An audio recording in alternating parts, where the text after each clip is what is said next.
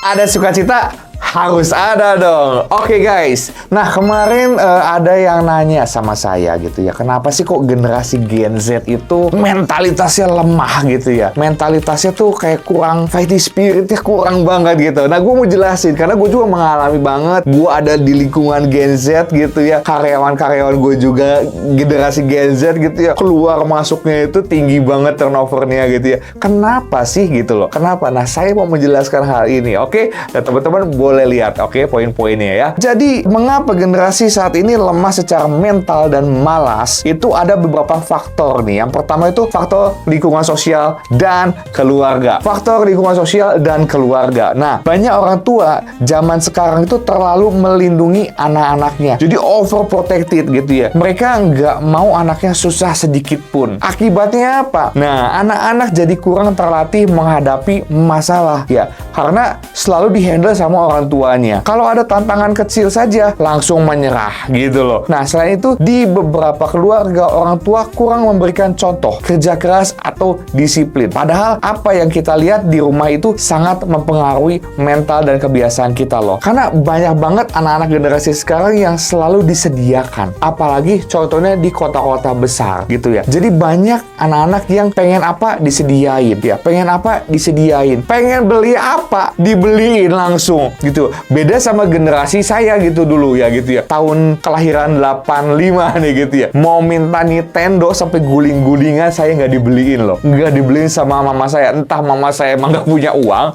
atau mama saya ingin menguji bahwa saya harus mendapat sesuatu dengan kerja keras, dengan effort yang keras gitu loh. Jadi nggak mudah. Zaman generasi saya untuk mendapatkan sesuatu itu nggak mudah. Harus kerja keras seperti itu. Mau sekolah harus jalan kaki. Sekarang anak-anak, bahkan mungkin anak saya dianterin setiap pagi. Makanan sudah tersedia, pakaian udah tersedia. Saya dulu sekolah jalan kaki kurang lebih 2 kilo karena di kampung. Jadi mentalitasnya beda, teman-teman. Nah, yang kedua, apa sih pengaruhnya? Itu pengaruh teknologi dan media sosial. Pengaruh teknologi dan media sosial itu ada plus dan ada minusnya loh. Jadi gini, kehadiran teknologi memang bikin hidup kita lebih mudah, betul ya? Mau makan, pesan online, tinggal datang Gojek gitu ya. Ya, Shopee Food gitu. Mau belajar ada Google, tinggal tanya gitu loh. Semua ada di internet gitu loh. Tapi ini juga punya efek negatif. Kita jadi terbiasa serba instan. Jadi pengennya instan ya gitu loh. Makanan instan, junk food gitu loh. Ingat, segala sesuatu yang instan itu tidak baik. Segala sesuatu yang instan tidak baik. Oke? Mau makanan, mau proses dalam hidup, kalau instan tidak baik. Oke? Nggak long term jadinya. Jadi, ini yang beberapa hal instan ini menjadi dampak yang kurang baik. Anak-anak jadi kurang sabar menghadapi proses yang panjang. Ditambah lagi media sosial sering menampilkan kehidupan orang lain yang, kelihatannya lebih sempurna. Jadi orang itu, si anak-anak merasa ingin seperti orang yang ada di internet itu, di film itu. Bahkan kenyataannya sih tidak seperti itu ya. Ini bikin kita suka membandingkan diri dan jadi akhirnya minder seperti itu. Nggak ada termotivasi untuk memulai usaha yang baru gitu loh. Nggak ada effort seperti itu. Yang ketiga, sistem pendidikan yang tidak relevan. Ya, di Indonesia dikejar dengan kurikulum. Harus zaman dulu saya, kalau nggak top 10 gitu ya, dibilangnya anak malas, anak bodoh gitu ya. Tapi bersyukur di generasi yang saat ini, khususnya kayak di sekolah anak saya, memang anak sekolah saya semi internasional, bukan full internasional juga gitu. Dan jarang ada PR gitu ya. Dan ranking itu tidak dibagikan ke anak-anak gitu saat ada pembagian rapot gitu ya. Itu bagus juga, saya setuju gitu. Karena setiap anak tuh punya kelemahan, punya potensinya beda-beda gitu ya. Ada kebaikannya apa, kelemahannya apa gitu. Jadi kita nggak bisa menyamakan. Kalau memang anak itu nggak suka fisika, kenapa harus fisikanya harus bagus? Lah memang nggak bisa fisika, ya kita angkat aja potensi anak itu ada di mana. Misalnya di olahraga, ya udah kita gembleng olahraganya. Ya syukur-syukur dia jadi atlet yang luar biasa gitu loh di olahraganya. Kalau emang musikalitasnya, seninya bagus, kenapa kita nggak garap anak itu di musisi aja, jadi musisi gitu loh. Ya, saat mereka jadi musisi, jadi seorang master, mereka akan menjadi pribadi yang lebih bernilai. Saat orang itu hobinya musik, tapi dituntut untuk jago matematik, ya modal, nggak bisa teman-teman, nggak bisa. Jadi generasi sekarang mulai agak berubah, nggak seperti dulu dulu ya. Walaupun mungkin ada sekolah-sekolah yang masih menerapkan apa ya, literatur yang harus ranking 1, 2, 3, di luar 1, 2, 3 lu anak bodoh. Kan masih ada yang seperti itu. Untungnya saya nggak setuju dengan hal seperti itu ya. Justru saya setuju dengan anak-anak yang memang punya potensi di bidang A, di musik, ya udah, dia nggak usah jago di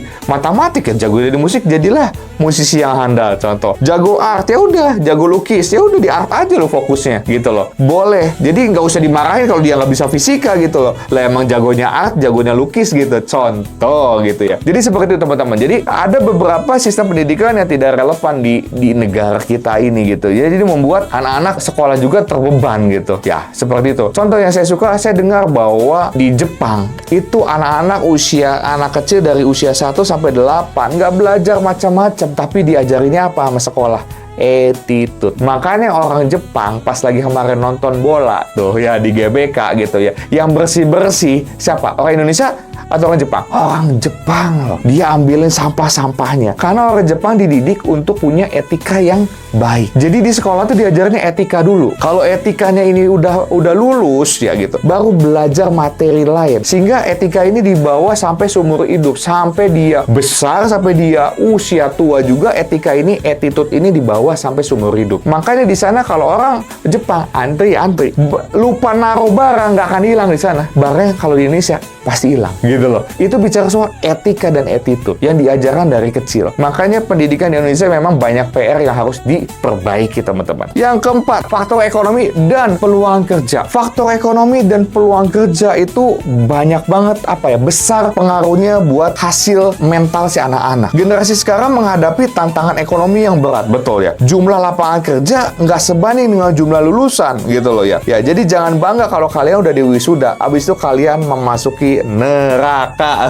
Oke. Karena kalian harus bersaing mencari pekerjaan yang memang tidak mudah. Kadang teman-teman, walaupun sudah kerja keras, hasilnya nggak sebanding dengan usaha mereka. Hal ini yang bikin anak muda jadi putus asa bahkan sebelum mencoba. Ya, kalau zaman dulu saya ditolak, diusir, ya saya punya mentalitasnya kuat ya. Saya coba lagi gitu ya. Ora et labora, bekerja dan berdoa teman-teman. Jadi kalau beda sama anak-anak Gen Z sekarang, belum juga apa-apa udah ada masalah, langsung down, ciut, langsung nggak mau kerja lagi, resign lah. Ada banyak hal yang terjadi gitu di generasi Gen Z. Nah, yang kelima, budaya instan dan kurangnya dukungan. Pengennya instan tapi kurang dukungan gitu ya. Nah, budaya instan ini kontribusinya itu sangat-sangat besar banget gitu loh. Kita lebih suka sesuatu yang cepat tanpa melalui proses yang panjang. Gak ada Lu mau maju, lu mau sukses, tanpa sakit nggak bisa. Tanpa capek nggak bisa. Lu harus berdarah-darah dulu kalau mau jadi pribadi yang sukses. Nggak ada tuh pengusaha-pengusaha besar yang usahanya sustain gitu, lama, long term bisnisnya. Kalau dulunya nggak kerja keras, nggak mungkin.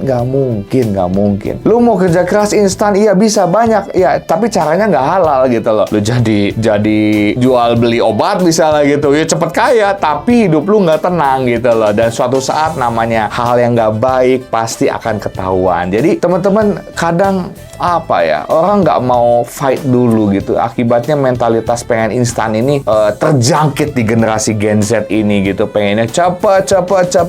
Padahal sesuatu yang cepat itu tidak baik. Ya, seperti bisnis atau proyek kreatif malah tidak mendapat dukungan dari keluarga atau masyarakat. Akhirnya mereka kehilangan semangat. Oke, bicara soal kehilangan semangat ya. Bahkan saya pun sama keluarga saya punya ide di situ. Aduh, saya pengen punya usaha ini, pengen bangun usaha ini, pengen beli tanah ini gitu ya. Bahkan ada aja keluarga yang bicara, udah susah, nggak bisa apa-apa. Di luar yang saya harapkan. Padahal saya berharap dia mensupport saya. Ya, kalaupun memang dia nggak bisa support saya, cukup ya. Oke, saya dukung kamu, saya berdoa buat kamu biar Heru bisa sukses ya gitu. Tapi kenyataannya mereka membuat saya putus asa tepatnya kayak gitu ya. Jadi banyak seperti itu. Jadi kurangnya dukungan. Nah, seperti itu. Tapi saya percaya karena saya punya mentalitas kuat, walaupun orang ring satu saya tidak mendukung saya akan terus maju. Nah, itu mentalitas seperti itu yang harus teman-teman juga punyai, oke? Nah, keenam, apa nih yang membuat mentalitas anak-anak Gen Z sekarang nggak baik ya? Yaitu ada masalah kesehatan mental mental. Nah, kesehatan mental juga sering diabaikan. Banyak generasi muda yang merasa tertekan oleh ekspektasi tinggi dari orang tua, masyarakat, bahkan dirinya sendiri. Sayangnya stigma terhadap kesehatan mental masih tinggi di Indonesia. Padahal tanpa mental yang sehat, sulit untuk menjalani hidup dengan produktif. Ya, banyak banget nih saya lihat orang tua punya ekspektasi ya gitu. Anak tuh disetir sama orang tua, teman-teman. Oke, guys, seberapa banyak di sini yang kalian masih disetir sama orang tua? Mau kerja, orang tua yang milihin. Kayaknya cocoknya kamu jadi staf keuangan aja lah gitu ya. Mau kayaknya kamu cocok nerusin usaha papa gitu ya. Padahal dia nggak hobi di situ gitu loh. Banyak generasi yang akhirnya disetir. Dan akhirnya dia nggak enjoy di situ dan akhirnya dia juga tidak mengeluarkan seluruh potensi hidupnya. Akhirnya dia jadi pribadi yang mati. Karena apa? Karena nggak ada dukungan atau tertekan. Jadi akhirnya mentalnya itu hancur, teman-teman. Mentalnya hancur, otomatis saat mental hancur dia nggak bisa berpikir jernih, dia nggak bisa melakukan apa yang jadi passionnya dia. Seperti itu, akhirnya hilang semua harapan hidupnya. Oke, nah jadi itu ada beberapa, itu 6 hal yang membuat mentalitas Gen Z itu jadi nggak baik. Nah, lalu solusinya apa nih masalahnya nih? Supaya Gen Z ini punya mentalitas yang baik, punya apa ya, punya greget yang luar biasa gitu ya, kuat, attitude-nya kuat. Nah, solusi dan harapannya ada beberapa hal yang bisa kita coba nih. Oke, pendidikan karakter sejak dini. Nah, ini nih teman-teman. Jadi kalau kalian punya anak nih, bapak gitu, ibu-ibu gitu ya. Nah, pendidikan karakter sejak dini itu anak-anak harus perlu diajarkan nilai kerja keras. Saya sama anak saya selalu, lu kalau ingin menggapai sesuatu lu harus sakit dulu. Saya sama anak saya selalu cerita, lu kalau mau jago harus latihan. Dan kadang saya harus ninggalin kerjaan saya demi saya nemenin anak saya latihan apa? Basket. Anak saya suka basket. Saya latihin. Saya bukan latihin. Saya temenin latihan karena saya juga nggak jago basket juga, tapi saya temenin. Saya hadir di tengah-tengah dia sehingga dia juga ada semangat kalau ada saya, seperti itu. Jadi sebagai orang tua harus mengajarkan atau mendidik anak-anak punya karakter. Lu nggak bisa instan, ya harus kerja keras seperti itu. Karena papa juga dulu kerja keras untuk berhasil, untuk punya usaha. Bukan cuma disiplin tapi tanggung jawab, dan bukan cuma itu aja tapi nilai akademik juga nggak boleh ditinggalkan. Jadi tetap sekolah harus berprestasi. Walaupun mungkin nggak semua anak jago di setiap bidang pendidikan, misalnya ada matematika mungkin ada yang jelek, kayak anak saya dia nggak suka Mandarin gitu ya, udah nggak usah terlalu dipaksakan. Saya kembangkan apa yang menjadi hasrat dan passionnya aja gitu. Oke, nah yang kedua, dukungan lingkungan positif. Kalau kita punya teman atau keluarga yang mencoba hal baru, dukung mereka, jangan langsung kritik dan meremehkan. Ini saya ngalamin. Teman-teman ada yang pernah ngalamin nggak? Saat kalian punya ide, aduh saya pengen buka usaha, kayaknya potensinya bagus. Terus orang tua kalian atau orang terdekat kalian bilang, nggak bisa, susah lah, lu mah nggak bisa, lu mah nggak punya bakat lah, sekarang kondisi lagi krisis, susah lah, nanti yang ngontrol siapa, nanti kamu ditipu. Padahal dia lagi semangat-semangatnya untuk melakukan usaha yang besar gitu, mimpinya dia mungkin. Nah, saya ngalamin beberapa hari lalu, saya pengen punya planning bisnis lain, ternyata orang tua sendiri bilang, susah Ru, nanti yang jaga siapa usahanya, nanti nggak ada yang ngontrol. Orang tua sendiri loh, itu orang tua sendiri loh. Padahal itu yang bukan saya harapkan, bukan kata-kata itu yang dilontarkan sama orang tua saya. Harusnya cukup, oke, saya dukung ya Heru, semoga apa yang diimpikan Heru bisa berhasil. Kayaknya itu more better dibanding kamu mengeluarkan kata-kata yang membuat seseorang down. Ya, jadi mending berdoa aja, saya dukung nih, saya berdoa semoga kamu sukses. I think it's more better gitu loh, dibanding kamu harus membuat seseorang itu jadi down gitu. Nggak apa-apa, berkembanglah seperti itu. Dan itu banyak terjadi teman-teman. Nah, yang ketiga, gunakan teknologi dengan bijak. Oke, manfaat teknologi untuk belajar, cari inspirasi atau memulai bisnis, bukan sekedar hiburan. Oke, gua tipenya workaholic. Gua gila kerja. Gua nggak hitung-hitungan kalau soal kerja. Jadi gua sering megang handphone ya. Sekarang emang dikit-dikit handphone gitu. Tapi gue bukan cuma nontonin telenovela ataupun drama Korea, bukan. Itu mungkin istri saya.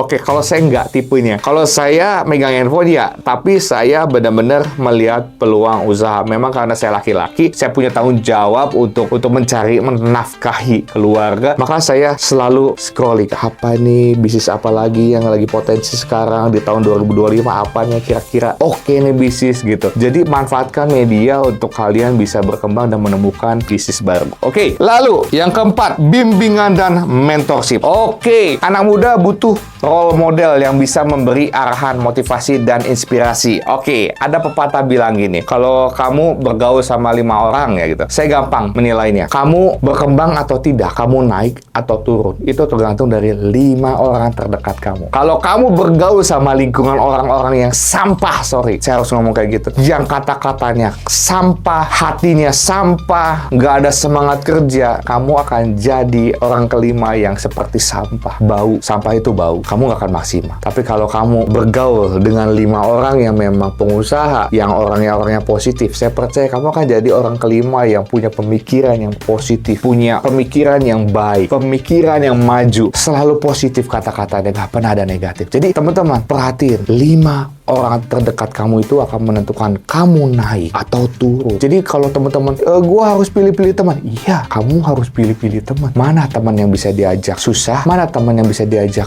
berusaha, fight? Mana teman-teman yang harus ditinggalin? Kamu mulai untuk mencoba buang teman-teman kamu yang sampah-sampah itu. Kalau kamu mau jadi pribadi yang maju, tapi kalau kamu nggak mau maju, ya udah kamu gaulnya sama sampah-sampah terus itu. Oke? Jadi mulai bertobat dan mulai mencari teman terdekat yang memang punya mindset yang positif. Oke. Kelima, pahami pentingnya kesehatan mental. Jangan ragu untuk mencari bantuan jika merasa tertekan. Ingat, minta bantuan bukan berarti lemah, tapi itu tanda kita peduli pada diri sendiri. Oke, saya punya usaha. Saya juga selalu gaul sama, bukan hanya selalu gaul sih, saya selalu konsultasi sama teman-teman pengusaha lain yang kira-kira bisnis apa yang lagi maju nanti 2025. Kira-kira eranya bisnis seperti apa sih? Ke depan bakal seperti apa sih bisnis? Nah gitu, kadang kita harus coba bergaul dan minta pendapat advice dari orang-orang yang memang senior di atas kita, yang punya pengalaman lebih di atas kita, gitu teman-teman. Jadi jangan jangan kecil hati, jangan nyaman sama kondisi keadaanmu. Kamu harus bergaul sama orang-orang yang lebih di atas kamu dan jangan malu bertanya. Oke, jadi teman-teman, setiap generasi pasti punya tantangan masing-masing. Yang penting adalah bagaimana kita menghadapi tantangan itu. Jangan lupa perubahan dimulai dari diri kita sendiri loh. Oke, jadi yuk bangkit dan buktikan kalau generasi kita bisa lebih hebat. Amin. Nah, kalau kalian setuju, jangan lupa share video ini biar lebih banyak yang terinspirasi. Sampai jumpa di konten berikutnya. Oke, jangan lupa bahagia. Bye.